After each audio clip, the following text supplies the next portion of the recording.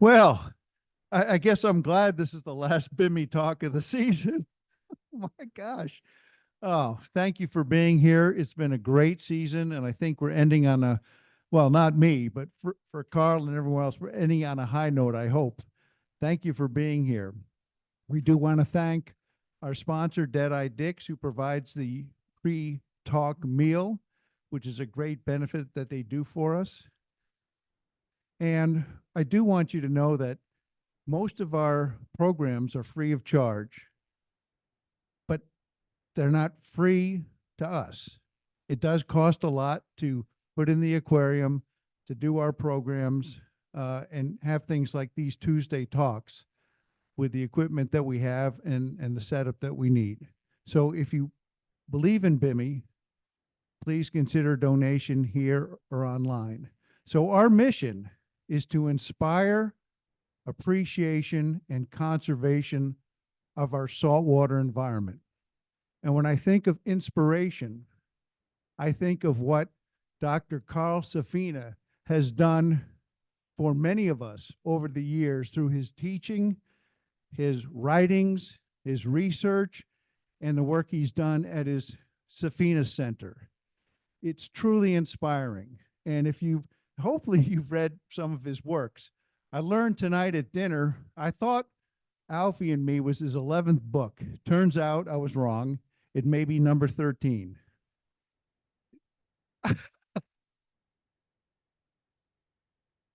Right.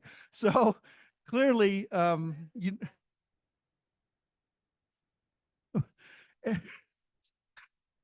glad I didn't try to read through Dr. Safina's list of accomplishments, because I'd screw that up, and it's long, as well it should be. And when you've read his work and you've heard him talk, you absolutely know why he's won all those awards and has all the accomplishments that he has to his name. But I'm done now. I better be done now.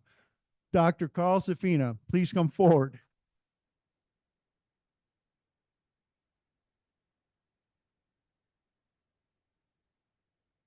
Okay.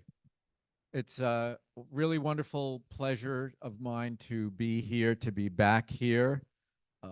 I love being here. I love this crowd. I love the room. And it's probably the only place where I ever talk. This is my third talk here. The only place I think where I ever talk where I come and I really give the very gracious host a totally hard time.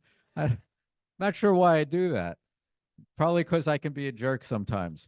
But I do recommend the brownie sundae for dessert. Oh my God, forget about it. All right, so let's get serious before we get seriouser, and I try to figure out how to make this advancer work. So we're going to talk about a lot of things tonight, but mostly it's going to be based around an owl that we raised. I'm going to tell you the whole story and all the implications about that story. But as you kind of see here, the title of an article I had in Time magazine about her is What an Owl Taught Me About Connecting. We usually live most of our lives really disconnected from the living world around us. We might see some of it as scenery. I think most of us are not really as well acquainted as we might be. There's certainly lots and lots of life going on that we are mostly unaware of most of the time. And this story with the owl is largely about connecting. Can you guys see behind me? Not in your way? Okay. Okay. I'll try not to trip over that. So I got a phone, no, actually I got a text a few years ago from a friend of mine who was a wildlife rehabilitator. And the text had this photo and it said, "Do you know what kind of bird this is?" And I looked at it and I thought, I think that's a dead bird. But it's a screech owl. I can tell it's an owl. And from its size, I can tell it's a screech owl, but what in the world is going on here? And she said, well, somebody found this bird on their lawn and called me, and I just went and got it. And I cleaned I cleaned her up, and that's what the bird looked like after she got cleaned up. Actually, she was full of dirt, and the dirt had fly eggs on it. So you know what happens in about an hour after that. So this little thing came very, very close to just being eaten alive. Why it wound up on somebody's lawn, I'm not sure. My best guess is that some crows were raiding a nest and dropped one of the young ones and didn't bother to come and pick it up. That's my best guess, but I don't really quite know. So I actually have done a lot. I used to be a wildlife rehabilitator. I used to be a falconer. I've kept a lot of birds. And so I worked with this friend of mine. I told her some stuff about warming up the bird because you have to stabilize their temperature at this age. And then she was also our pet sitter. So she brought the bird to our house. And she started to thrive. Now, we didn't know it was a she, but we decided to just call her she because everybody calls everything he. So we just decided, we'll just call her she. And then we needed a name. So we named her, well, so here's the thought process. All right. So she's a little rascal. The the older people here probably remember watching The Little Rascals, the old Our Gang comedy. And I thought, well, what's a gender neutral name for one of the Little Rascals? Well, Alfalfa. So we named her Alfie. So that was the thought process because she was a little rascal. So she began to do very, very well. And this was all going great. And then the pet sitter rehabber had to go overseas for a fellowship. And I said, well, all right, just leave Alfie with us. We know what to do. And we'll do a soft release. A soft release is when a creature has free range in and out, and they decide when they're going to leave and disperse, as they would normally if they were leaving a nest. Their time would come, their body would tell them it's time to go, and they would go. So that was the idea. And we had her coming and going. So one morning I was clamming with my daughter and my dogs, and Alfie was there as we were sorting through the catch.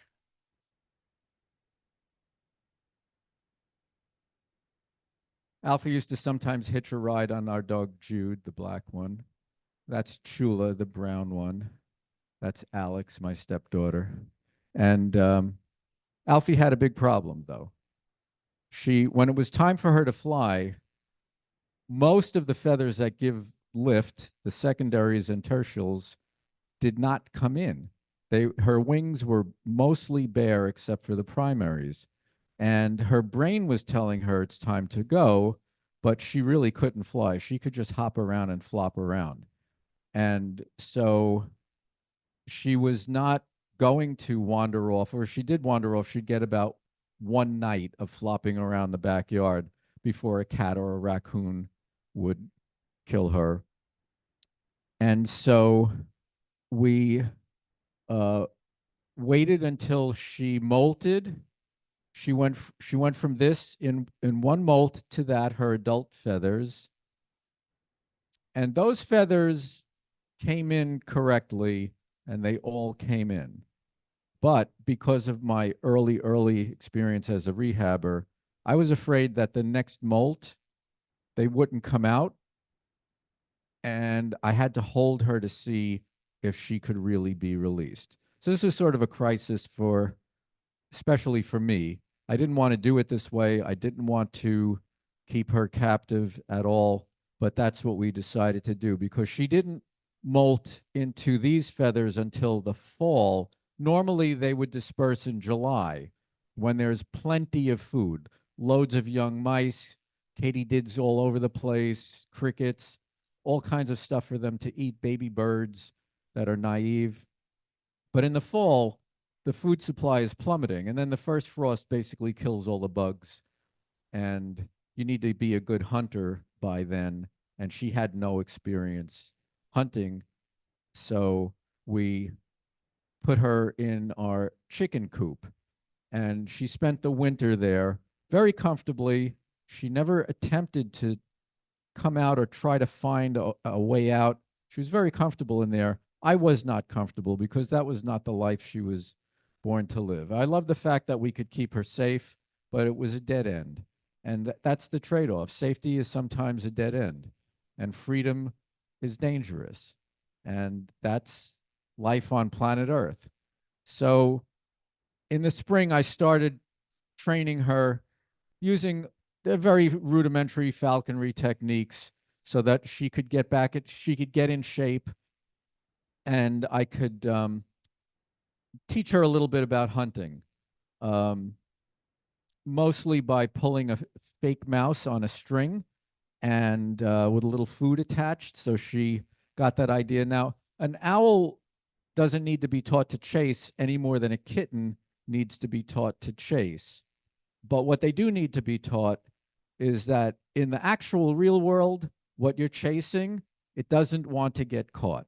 That's what they need to learn. And so they need to know that they need speed, that what they're chasing has a mind of its own, will try to evade them. So I was teaching her some of that stuff.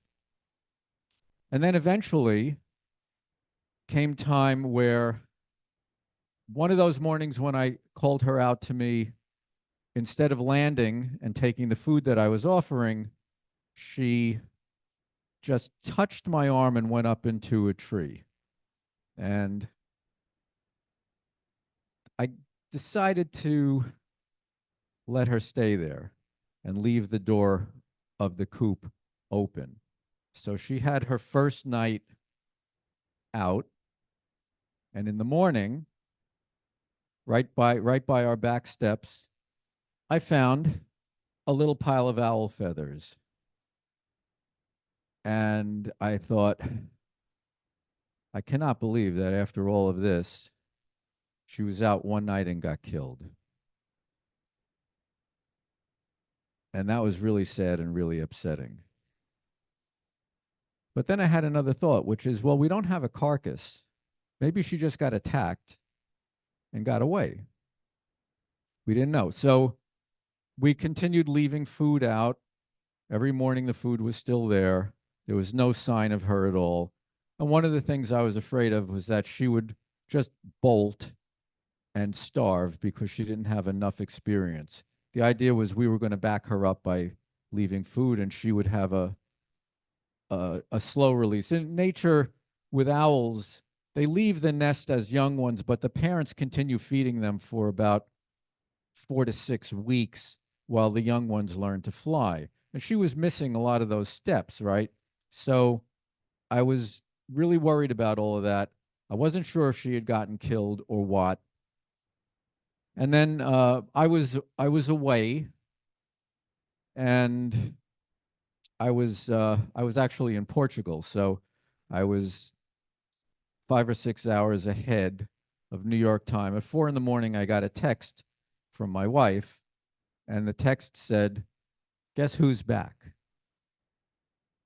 So she hadn't died, and she hadn't starved, and she decided to come back to our yard after about a week's time. And she was still completely tame. When I got home, I brought her down to some food. I picked her up to see if she was thin, and she wasn't. She was plump. She had been doing okay. But she decided to come back to our yard and to center her territory right around our house, this familiar place. Now, by then, as you might imagine, we were very, very fond of each other. And I have to tell you, just in case you're wondering, this is not a trick photograph. Like some people might think, oh, he must have a dead mouse in his mouth. But no, No, she simply she simply came down low enough for me to scratch her head. She liked the affection, she liked the contact, but almost immediately a problem arose, a love triangle. Now, a girl that looks like that is not going to stay single for long. And she did almost immediately attract a wild mate in the late winter as spring was in the air. The very, very interesting thing to me about this was that, I was trained as a behavioral ecologist, and I learned various things about animal behavior, like there's what's called fixed action patterns, which are stereotype behaviors. So the male does something, and that makes the female respond in a certain way. That these are rigid stereotype things, they don't vary. It's all triggers and response. And that's totally wrong. I saw exactly the opposite of that. At first, she didn't want anything to do with him. You may remember this from your own experiences. But he was very persistent in his courtship, and he would frequently bring her little gifts of food. Usually, he would go catch a moth and he would offer it to her. Often, at first, she didn't accept it from him. And then I noticed that she accepted it sometimes. And then I noticed that instead of her either chasing him or flying away from him, she would sort of stay put. And then I saw them often perched together. And what I was seeing was not stereotyped fixed action patterns. I was seeing the development of a trusting bond, a pair bond between these two individuals who were eventually going to become a couple and were going to breed. Now, why was I able to see all of this? Two reasons. One is that one of them was completely tame, and me being right nearby was totally beside the point. And he was taking a lot of his cues from her, thinking that if she's not worried about me, he probably doesn't have to be too worried about me. I could be right next to her and she would just do whatever she felt like doing. With him, if I was about 30 or 40 feet away, that was far enough for him not to be inhibited given the whole rest of the situation. And the other thing was, this was March of 2020, when all our calendars got completely erased. And instead of me being out of my own life half the time, I was just home like all of us, no place to go. I had nothing better to do than to watch owls for about 5 hours a day. I would get up around dawn. I'd find her. I knew where she was mostly roosting. I'd find her and see what she was doing. I'd watch for 2 or 3 hours. And then in the evening, I would watch for 2 or 3 hours. Some of you might say, well, how can you just watch owls for 5 hours a day? And I would say, how did you work in a cubicle for 8 hours a day or watch television for 5 or 6 hours a day? I watched owls. It had no commercials. I thought it was interesting. And that's how I got such a rich story. If it was a normal year, I would have no story about this. It would be, we raised this owl and she's still around. That would be the whole story. I wouldn't have seen her life. I wouldn't have seen the development of her relationships. I wouldn't have started to understand that these creatures have an innate capacity that they've gotten from millions of years of evolution to recognize particular individuals. She knew me and my wife. She knew those two dogs. A strange dog freaked her out completely. Our dogs, she would go and land on their backs. She knew who we were. Some people would say, oh, she was imprinted, but she wasn't imprinted because she's totally normal with a wild owl. But she knew who she was by who she was with. And that's how we know who we are. Our identity comes from our social context. We know who we are because we know who we're with. So I was seeing all of these things in them because I had all this time to watch. And I was seeing so much similarity between us and them. And it really was quite something. And the other thing that I learned in school was that birds have no facial expression. You cannot tell anything about a bird's inner state by what they look like externally, except look, obviously that's wrong because look at him. He's like, will you please get out of here and leave us alone? I really don't trust you fully. And she's directly between the two most trusted beings in her world, me and her mate. And she's relaxed, she's in love, and you can clearly see that there. So, dating led to mating. And I put up a nest box in the yard. I saw her checking out some holes in some trees. I put a nest box up right on the outside wall of my writing studio, and she liked that, probably because it looks really safe. It's very hard to see how any predator would be able to climb to the nest, right? So she took it. You can see her there. That's my wife, Patricia, looking for her mate. Well, she's not. She's looking for Alfie's mate. I'm Patricia's mate. She's looking for Alfie's mate. We named Alfie's mate +1 because one morning Patricia looked up in the tree where Alfie always spent the night and always spent the day. Sorry, always spent the day sleeping. And she looked up there, and an owl looked down at her with the eyes squinted, obviously an alarm posture. And my wife was thinking, that's not Alfie. And then she moved around like that, and she saw a little owl fluffed up just looking down at her. That was Alfie. So she called to me and she said, hey, Alfie's got a buddy. So I said, oh, she's got a +1. So that became his name, +1.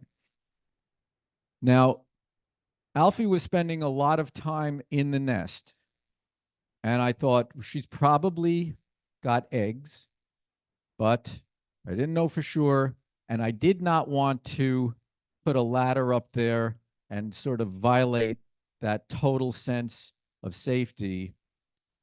Even though she was tame, I was just afraid of messing with it at her nest. But I started to realize that each night around sunset, she'd come out for about 5 or 10 minutes and she'd go to the bird bath and take a bath and take a drink. And then she would shake herself off, do a little spin cycle. And this allowed me enough time to put a ladder up, climb up to the nest, put my camera in the hole, and fire off a few shots and see what was in there. And there were eggs. Now, a kind of interesting thing that I have started to remark upon, which I will now remark upon, is that every time people see this picture, they go, oh, just like you just did. And that's because that's a really incredibly beautiful thing and a really touching thing, right? But every bird you see hatched out of an egg from a nest somewhere, these lives are all around us all the time. But when have you ever seen wild birds' eggs in their nests? Somewhere between seldom or never. But they're there. It's happening, and it's a fantastically incredible, really,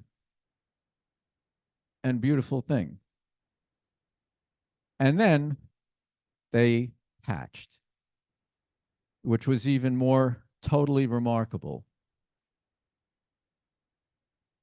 Screech owls are so small that all three babies huddled together are smaller than one white-footed mouse that plus one had delivered to the nest. That's how small they are. It's about 3 weeks. So Alfie and her mate immediately turned into very good parents. When the young ones were small, they brought a lot of small prey, a lot of moths, which you see here. As they got bigger, there's a young one poking out of the nest box with one of the adults, I'm not sure who that is, with a sparrow that they're delivering in the middle of the night. And then the young were growing fast. At the maximum rate of growth, plus one turned into a super hunter. And they were almost frantic to constantly be bringing food to the nest. And he started to hunt chipmunks in the middle of the day. Now, if you had asked me, do screech owls hunt at noon? I would say no. And do they hunt chipmunks? No, except when they do. They do. There you can see his alarm posture there. So he never loved me gawking at him.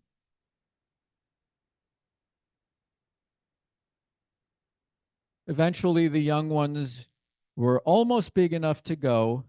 They started coming out of the nest. That's one of them on the little landing in front of the nest hole. Alfie's actually in the nest looking out. She's half in the hole. The young one is actually standing outside the nest on the platform there. And, you know, they don't have much of a choice at this point. Within a couple of days, they have to face the big world. There's not a choice. So they left the nest, and things got very violent immediately. The first morning, blue jays found the young ones and instantly just started trying to kill them. One of them got knocked out of the tree 4 different times. The same one just kept getting slammed and whammed and knocked to the ground. Rather incredibly, if you found a baby owl on the ground, you would think it was stranded, and so would I have. But they instinctually, and this is not true for songbirds, but it is true for these owls, they instinctively will walk to the nearest tree trunk and walk straight up the tree trunk. The first morning they're out of the nest, they're capable of doing this, which is actually why that one got knocked out 4 times, because it kept climbing up into the tree. But they didn't get killed. They all survived and did really well. And one morning I said to my wife, this was just a day or two after they came out, I said, you know, we have Alfie, we have plus one. I wanted to name the young ones, but I can't tell them apart. And she said, well, we'll just give them a group name. We'll call them the Who. So we had Alfie plus one and the Who. And Alfie was a fantastic mother. She, you know, you probably know because you've been taught that in nature, everything is deadly competition.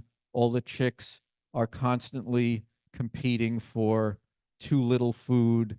Eventually, one of them gets a little bigger and pulls ahead, and the small ones starve. You probably have heard that. It's totally not true. In the morning, by dawn, the young ones had been fed so much that Alfie often had trouble getting them to eat food she was bringing to them.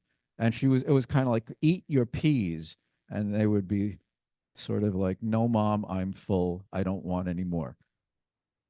But eventually, if one was eating, like that one on the right is taking the food she's giving, and eventually it would be full and would actually hop away from her. It was so full. And then she would go and often fly to another young one and make sure that everybody got food. She wasn't waiting for a starving young one to come over to her. She was taking care of each of them, and they did extremely well. Um, I don't think we set this up for sound, did we? Will will sound work? Okay. This if I do this correct, if this works correctly when I hit the button again, you'll see and hear a little video if this works. If it doesn't work, it's not such a big deal. But if you see it starting to be a video, I want you to listen really, really carefully because I'll tell you something about what you might hear.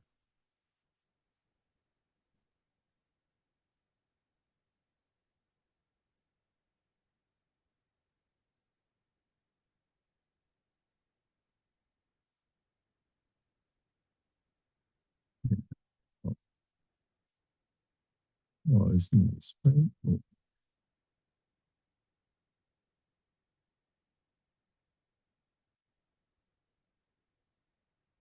All right, I'm going to try to go back and play that again now that the sound is all the way up, and I'll sort of narrate through a little bit. If it will go back and play again. Let's see. Looks like it will. Okay. So if you look at a field guide about the sounds that these owls make, it says they have a trill and they have a whinny. It doesn't say they have the sound that you'll hear that you probably already just heard. That sound is a very intimate sound. You don't just hear them out doing that. They only do that around their nest or around their closest relationships. That mostly their mate, but in her strange life, it was her mate and me. And I want you to also see how she doesn't just accept my touch, but she leans into it. yeah. Oh, That's not oh, much it's nice, different right? than my dogs would do when I'm scratching their ear and they're leaning into it. Now, that's all nice and it's cute, right? But I also think it's so profound that I sort of get emotional about it because owls and humans have not had a common ancestor for 300 million years. And that sounds like a long time. But in the history of life, it's very recently. The whole vertebrate architecture was already in place. Her skeleton and ours have essentially all the same bones, just different shapes. We share the vertebrate nervous system. We share the exact same neurotransmitters and hormones that create mood and motivation and fear and pleasure. They already had that 300 million years ago. She inherited it, and we inherited it from the same ancestor. And all of these millions of years later, we can recognize each other and we can both get pleasure out of that physical contact. That's the world we live in. And we almost never get an inkling that that is the world we live in, with creatures capable of that kind of relationality. But that's the world. So why is that a surprise? Why don't we know what world we're living in? So this made me ask a pretty fundamental question, which is our disconnect a limitation of our intellect? Are we just not capable? Or have we been taught to be disconnected? Well, you can test that by saying, what were other people taught in other cultures? If they were taught something different, then it's not just that our intellects are limited, it's that our stories are different. So I looked at what people were taught in other cultures, in other cultural realms, way back when those cultural realms were pretty much purely what they were originally, before, the modern times when everything is blurred and everything is globalized. So there are sort of four cultural realms to make the conversation sort of simple. I looked at indigenous people around the world. Indigenous cultures are really, really different from one another in many ways, but in terms of one question, what are you taught about the human place in the world and in the cosmos? They all have a very, very similar teaching, which is humans are related to other living things. We're all sort of part of a family. Other living things are capable of agency, of thought and experience. They need to be respected because our spirits interact. They can decide to affect our luck, and that the physical world includes the spiritual world. Physical and spiritual are both here in this world.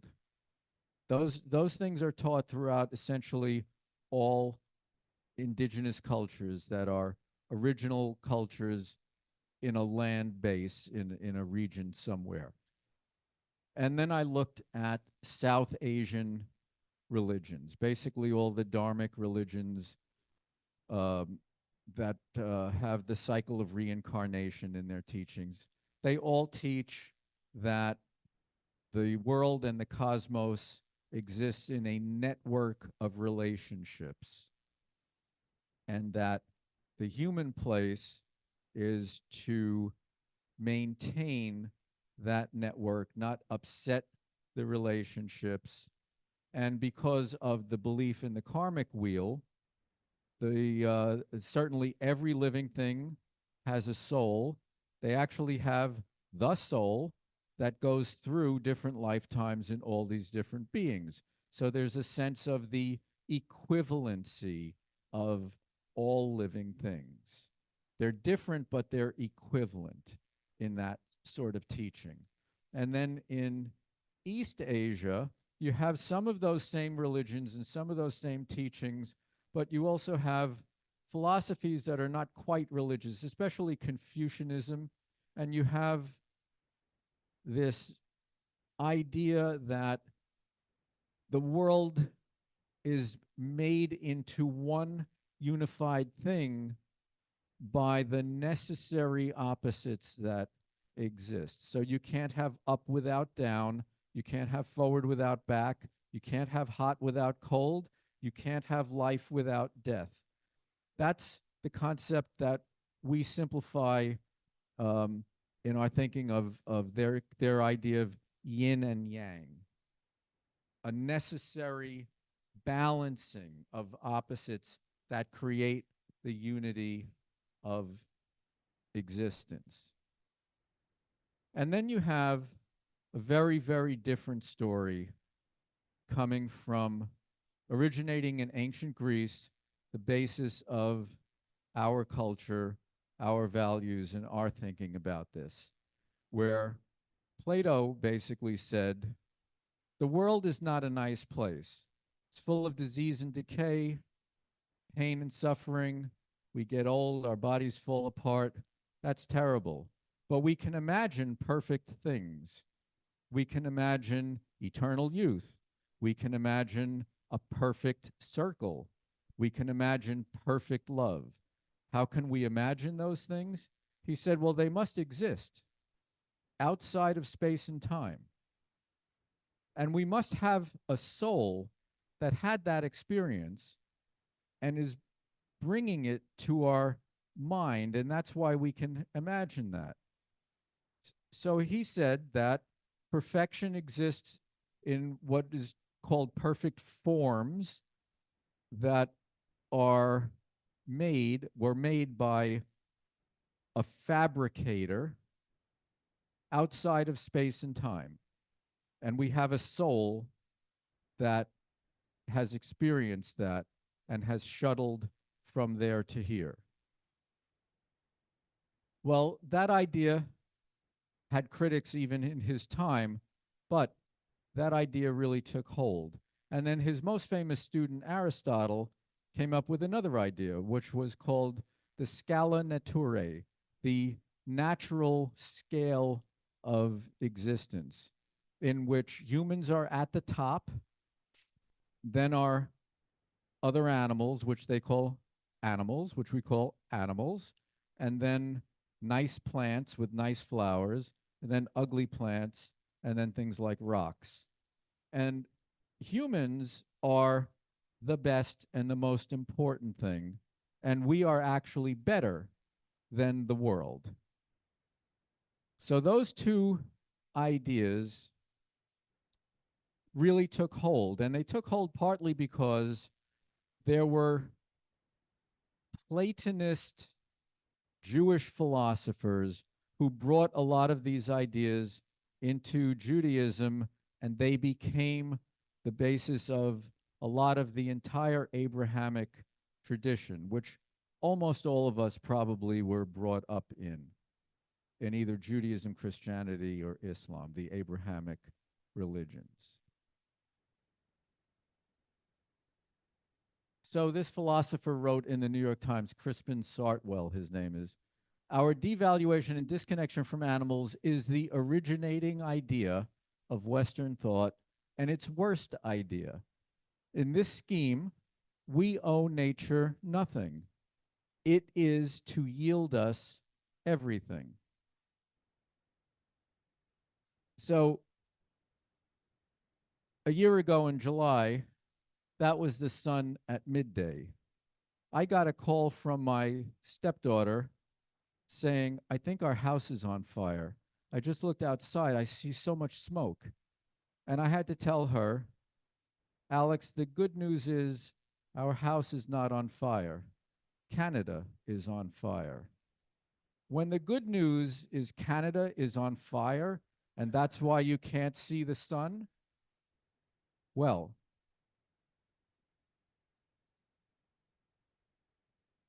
trees are the best way to take carbon dioxide out of the atmosphere. Carbon dioxide is what's warming things from all of our combustion, and the warming is drying things out and making these gigantic fires possible. It wasn't just Canada. I have 4 personal acquaintances whose houses burned to the ground in California. Australia had an enormous series of fires the year before. Europe had big fires. I was in Brazil last September. There's smoke in the air all over the place because people are burning the Amazon.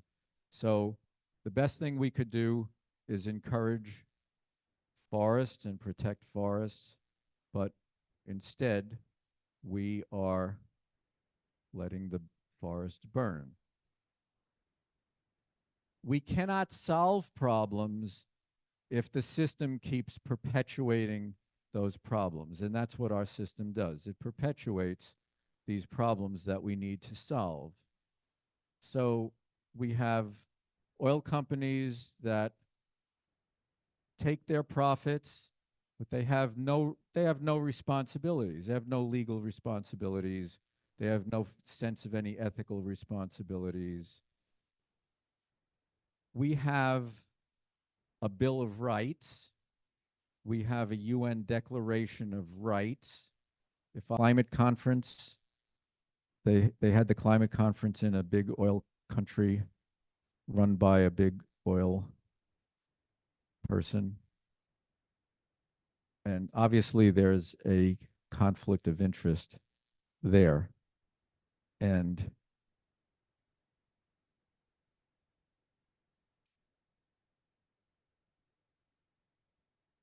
so here's what this graph shows, because I know you can't see it, but the red arrow is the concentration of carbon dioxide in the red line in the atmosphere, carbon dioxide in the atmosphere from 1960 until now. And you can see it goes up and down and up and down and up and down every year, but the net is, it keeps going up. It goes down every year when it's the growing season in the northern hemisphere and trees and plants are taking carbon dioxide as they're growing. But then when it's winter, they're not doing that, and the upward trend continues. And all those black lines and all of the black lettering, those are all of the different climate agreements that have been reached and breached. Why are we doing nothing about that problem? Because we value the physical world at zero. World is not worth anything. A tree is not really worth anything until it gets cut down and turned into lumber.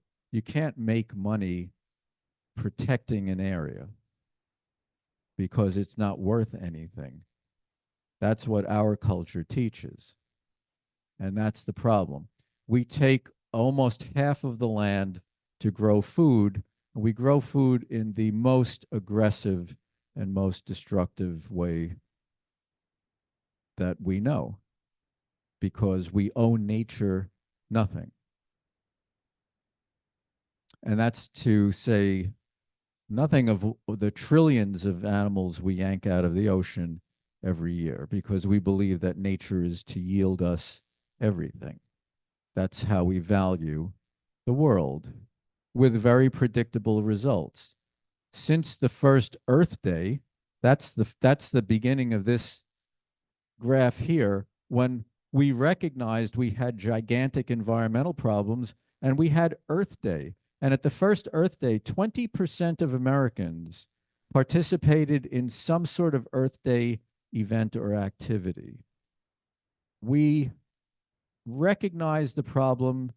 We thought we were going to spend my generation addressing and fixing those problems. But instead, since then, global wildlife populations in aggregate, this is obviously a kind of a gross estimate, are down by 70%.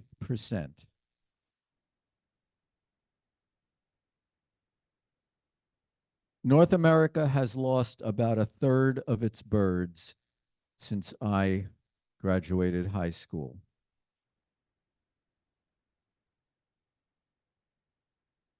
%70 of all the birds in the world are now basically chickens. And of all the mammals in the world, 96% are humans and what we call livestock, pigs and cows and goats mostly. 96% of all mammals in the world, and 70% of all birds are bred to be killed by us. We don't know or think about these things because we are taught our disconnection. When we get our diploma, we're told, here's your happy graduation balloon and your card. You got a diploma, you're educated now. And we know nothing about where our food, our water, our energy come from, where our waste goes, where any of the material that we use in our lives has come from, or what it took to get it to us.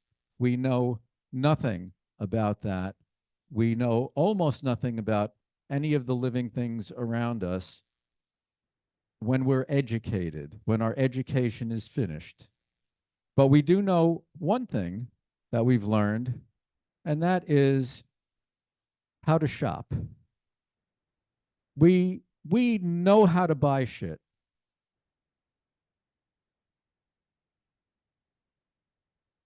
And that's because we have been enculturated. our culture raises us not to be citizens, but to be consumers. And that's what we're called, because that's our use. Our use is to be consumers. And to be a consumer means you live disconnected from any knowledge of the consequences of your actions and your life. But what would it take? What would it look like if we loved the world instead?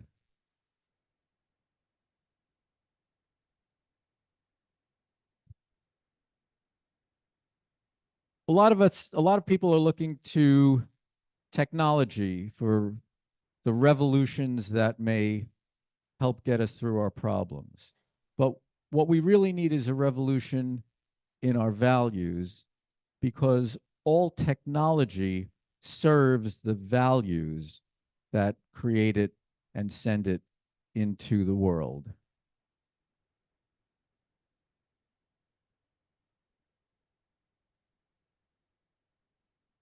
Talking about revolutions and values or moral revolutions always sounds silly, I think. It sounds silly even to me, really, until, and I'm talking about it, but when you realize that all of our real progress has been about moral revolutions. Some of them really big, like abolishing slavery, like abolishing apartheid, both of which happened in this country within my lifetime. Um, Women's rights is a completely, it's a revolution in values. That's what it is. And little things like smoking indoors. When I first started going on airplanes, every seat had an ashtray. Every seat had an ashtray on an airplane. That's unthinkable now because there's been a revolution in how we value indoor smoking and secondhand smoke. All right, so there are big things, there are little things. All the pollution laws that came into effect in the 1970s in this country, the Endangered Species Act, these things are, they all have a moral basis, a change in values. And all real human progress is always driven by a shift in values. And the thing is, values are the most scalable thing because they accessorize very well. They go with everything you're wearing, and you can take them everywhere. So it's time to retire the Scala Naturae and talk about how it really is, which is that every living thing around us has made a very long journey of survival to be here with us now. And there's something else about life that is very worth mentioning. We have a thing in physics, we have the laws of nature, the laws of thermodynamics, and these are considered to be laws of nature. That's why they're called that, right? And one of the main ones is the one that says that everything tends toward disorder. So if you drop a little bit of black ink in water, it will spread out until all the water is equally gray. It will never form a droplet of black ink ever again because of the second law of thermodynamics. Tends toward disorder. The order of that drop disorders. Well, not with living things. Living things defy this, the second law of thermodynamics. When something defies a law of physics, that's called a miracle. And life on Earth is a miracle. It creates order from disorder. It self-perpetuates. It self-diversifies. It struggles to stay alive.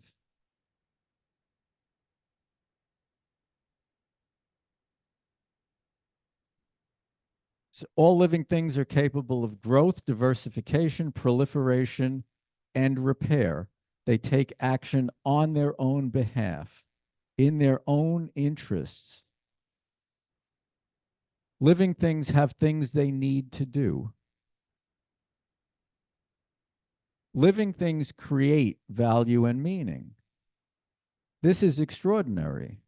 There's nothing else in all of the universe that we can see that does any of that except the things that are alive on this planet.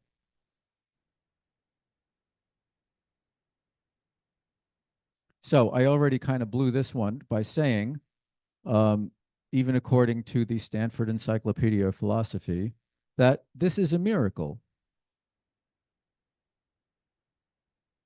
An event that is not explicable by natural causes alone. It appears to require, as its cause, something beyond the reach of human action and natural causes. Usually, we attribute miracles to a deity, and that's not what I'm talking about.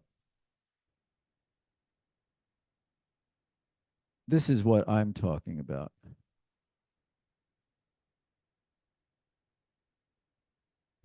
If you try to wrap your little human mind around all of the diversity of life in the history of this planet, it becomes instantly overwhelming.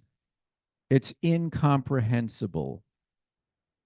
And one way to see it is that it is sacred.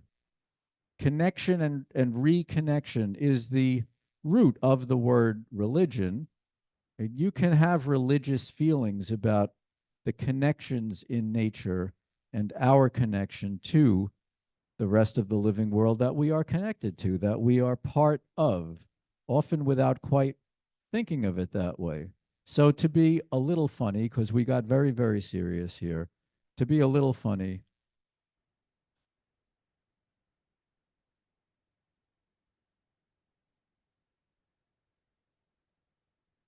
but this can be a religious experience.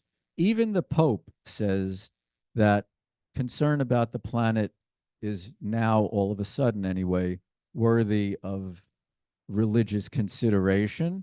The writer Paul Greenberg and I, who frequently team up to write things, wrote about the idea of making Earth Day a religious holiday.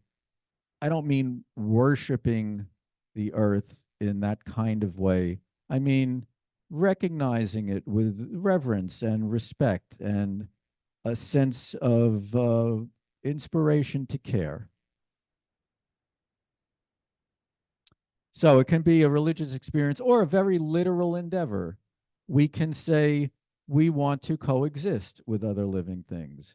We will give them the room they need to move, to complete their migrations, to have their lives, to get over or under or around all of our parkways and expressways and roads that slaughter them by the millions. It just takes a little thinking for everything from elephants. There's a passway under a railroad here to migrating crabs that are allowed here to get from the forest to the sea where they need to breed. But to let them do this, you just have to think, well, first of all, you have to know that they need to do that. And secondly, you have to say, well, I want to let them do that. I mean, what does it really take? Considering all the other things we do and build, just let things coexist and live with us. Last fall, nearly 1,000 birds died one night after striking one building in Chicago that had been asked to lower their lights. They didn't because they just didn't care. There was a similar problem in New York with the 9/11 tribute lights. that were disorienting birds that would just circle in the light until they fell exhausted and dead to the ground. But it turned out just simply saying, can you just shut the lights off for 20 minutes every hour and let those birds just go? That worked. You just have to want to do it. Now there are increasingly ordinances in certain cities designed to let birds migrate. You just need to think about it and just decide, yeah, I just want to do that. Just let them live. So what should we do with this next Monday morning? Well, we can think of ourselves a little differently. Instead of just transactional beings, instead of just consumers, maybe we can start thinking of ourselves a little bit more as relational beings in a network of relationships that is what life on Earth really is. And whatever you are working on or building or doing, whatever you're thinking, you could do that with the whole world in mind. Just in mind, ask yourself, what does it mean? What does that have to do with what I'm doing? Is there something I could do a little differently? Instead of all of that really brutal agriculture, there are people who are growing crops indoors vertically with a lot less land. You don't need pesticides or fertilizers. You can use a tiny fraction of the water. You can grow your stuff. There's on the North Fork of Long Island, there are some experimental farms where they have solar panels in the fields and they're growing tomatoes. And they find that the tomatoes actually grow better in the partial shade created by the solar panels, something I actually found just this year in my own garden, that my tomatoes were growing better in partial shade than they were in my nice new garden that's in full sunlight. But those farms, they're not carbon neutral, they're carbon negative because they're actually making electricity while they're growing more tomatoes than the adjacent farms. So this is some of the creativity that comes from that kind of relational thinking. My dream is just to connect living abundance and human dignity and beauty with the great chain of life and the great chain of being in everything that we do. Technology is not what's going to save the world. Hearts can save the world. And we have to make sure that hearts do, because hearts must. So that's my story about Alfie and me, a little owl that taught me a lot about connecting. And you heard her word for love in that little video. A little care can take you a very, very long way if you let it.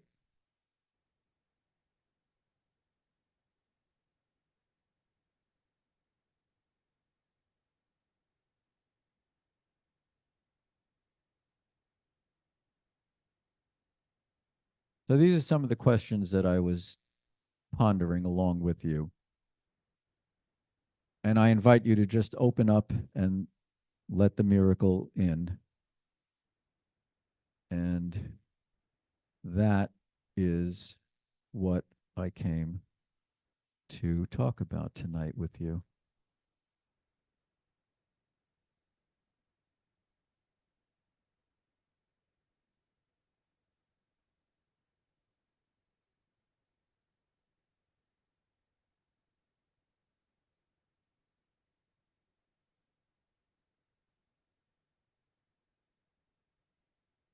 Thank you very, very much.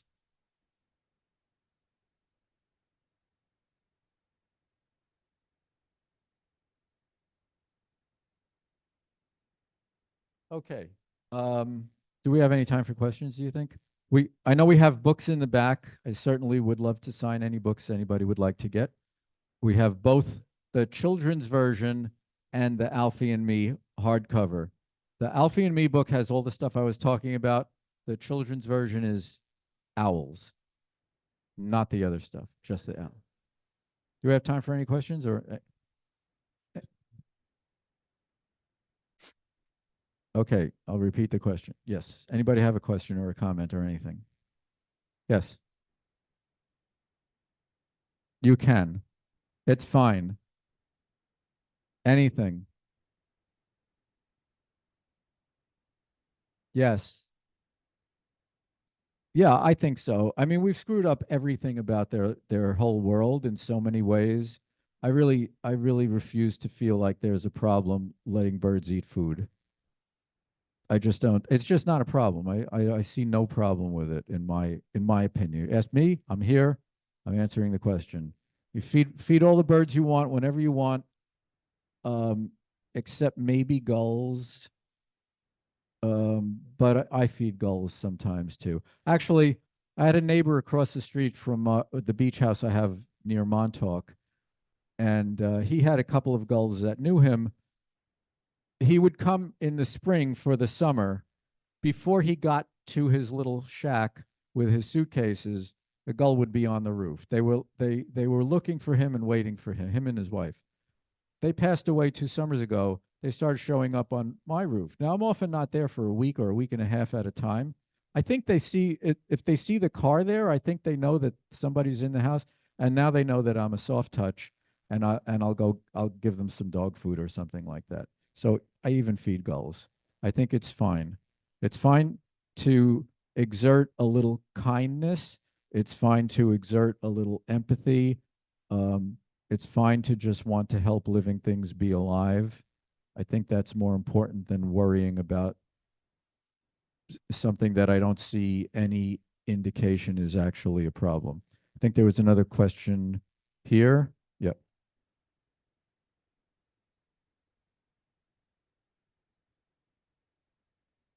Oh, the situation now with Alfie. Alfie, that's a very good question. Alfie is 6 years old, and she had +1 was there for 2 breeding seasons. He did not return 1 year. That means he died. She had no mate the third year. That was a very sad year. She seemed to be lonely and at loose ends when she should have had young ones to feed, all flying around the yard. That's the year when she came down to that, in that little video, when she came down and just wanted a little contact with me. Then she got a new mate. We call him Jack in honor of my editor, who I believe came back reincarnated as Alfie's mate.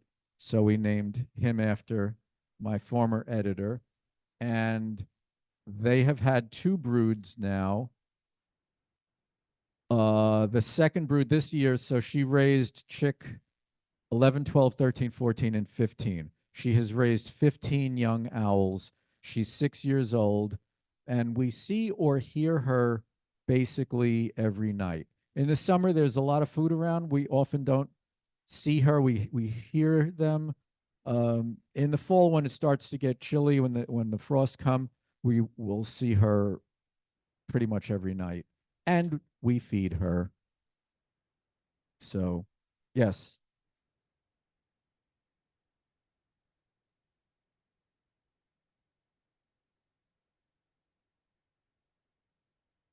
100%. We shouldn't. We shouldn't. So, how hard should we push to end the use of fossil fuels? When I was in junior high school, we learned about petro dictators, pollution, all these things. We knew nothing about climate change, but there were so many reasons why this was a bad system.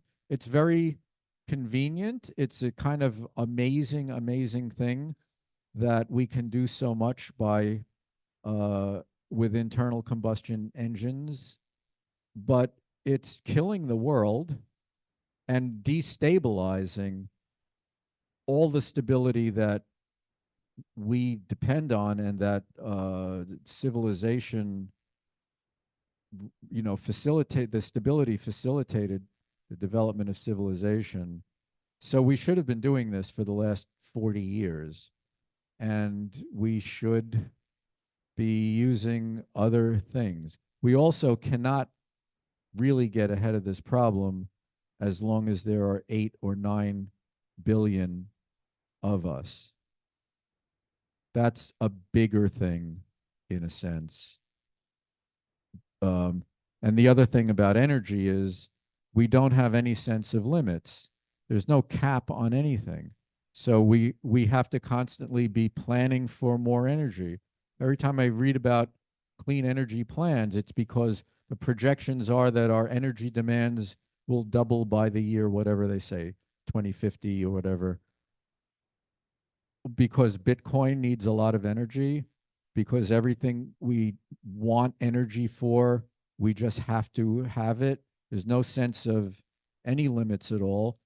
All of us, including me, when we get a little more money, when we get promotions or we inherit any, what do we do with money? We do things that get us more energy. That's what we do, and it's it's an enormous set of nested problems.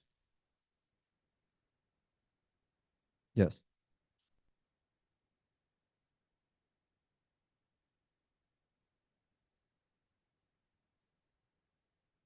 Oh yeah. Uh-huh.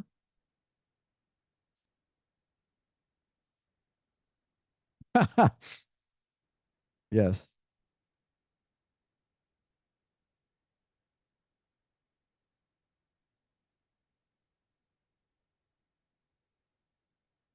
Uh-huh.